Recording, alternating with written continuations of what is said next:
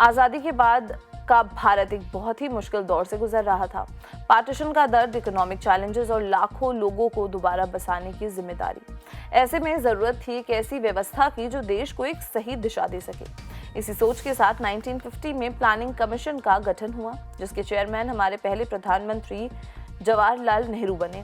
इस कमीशन का सबसे बड़ा कदम था भारत की पहली 5 वर्षीय योजना का शुभारंभ। यह योजना 1951 में शुरू हुई और 1956 तक चली। इसका मुख्य उद्देश्य था देश की अर्थव्यवस्था को एक नया आधार देना और इसका फोकस था कृषि पर।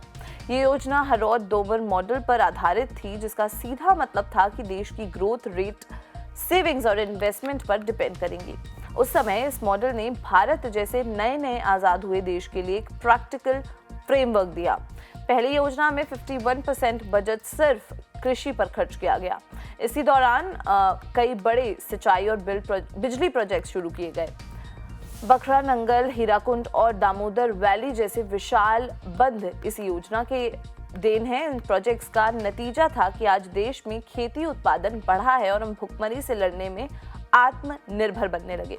इस योजना का टारगेट 2.1% की जीडीपी ग्रोथ था, लेकिन इसकी सफलता इतनी ज्यादा थी कि हमने 3.6% की ग्रोथ हासिल की।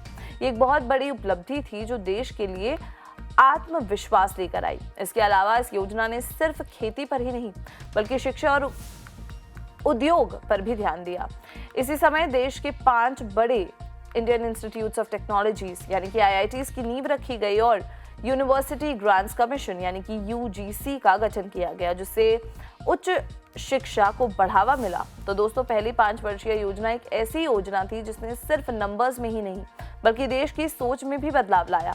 इसने भारत के लिए एक आत्मनिर्भर और विकसित भविष्य की नींव रखी और आने वाली योजनाओं के लिए एक पाठ प्रदर्शक बना।